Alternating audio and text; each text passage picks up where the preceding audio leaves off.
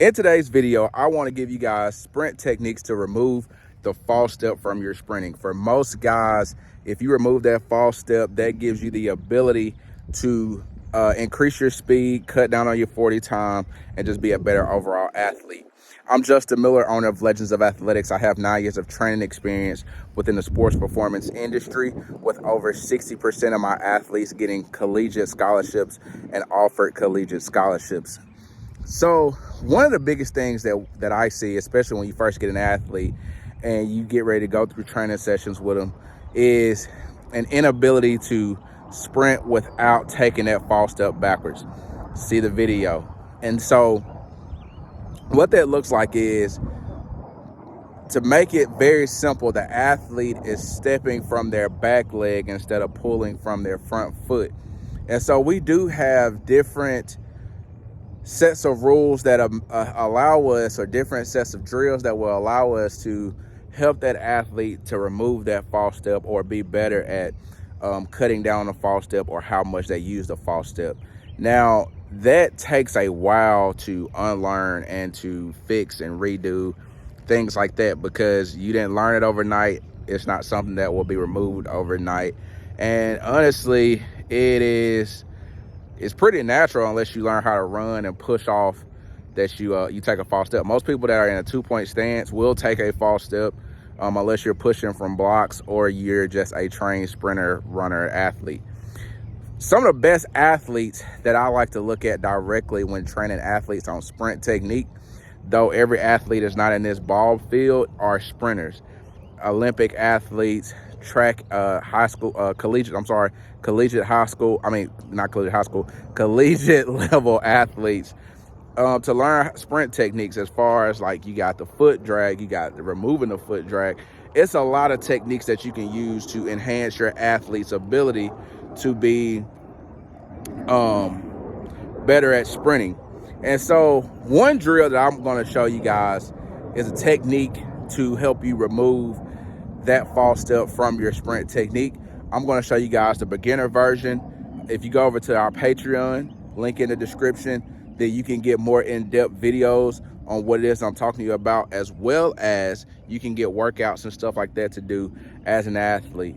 One drill that you guys can do to remove that false step from your sprint technique is what I like to call a kneeling start. But we're going to go from kneeling to a 2-point stance. 3 cones lined up here. This is just to give us a split and give us a cue point, or a landmark to not stepping on these cones by pulling that back foot forward and stepping on them, or dropping or falling backwards and then propelling forward.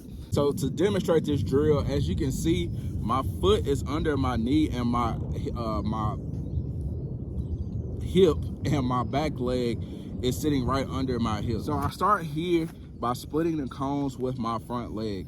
Now I have my knee and my ankle in line. Everything is right under itself. So no overextending, no loading, just right in line. Same thing with my back leg. My back leg is right, everything's right under my hips. From my hip to my knee is all in line.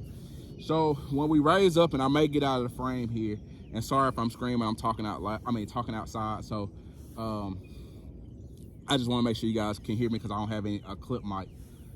So with this, when we raise up, we're gonna go right into a stance. Now, we're not looking for the perfect stance, but we have this front leg loaded and we're pushing through this back leg. Now, we can pull this back leg closer if we want to, but that's not the purpose of this drill. So we want to keep that back leg here. And what I want you guys to do is just simply push with this leg and fall forward. So here, go, boom. And we're only taking 1 step. Let's get here. Like I said, we're gonna go here. We're gonna load, fall, 1 step. So it's all about feeling this leg and this pressure. So here, load, and step. All we're doing is going here, loading, to where we're up on the toe, weight going through the toe. The hamstring is loaded here. We're not necessarily falling on our toe in order to propel through, but we're falling so that we can get in rhythm and in motion of feeling what get into the pattern of knowing what the feeling is when we're loading and unloading off our front leg. Because the whole purpose is to be able to propel and start the acceleration process or the drive phase by going through our front leg and not falling back and then pushing through with our back leg. Add this to your workouts and be legendary.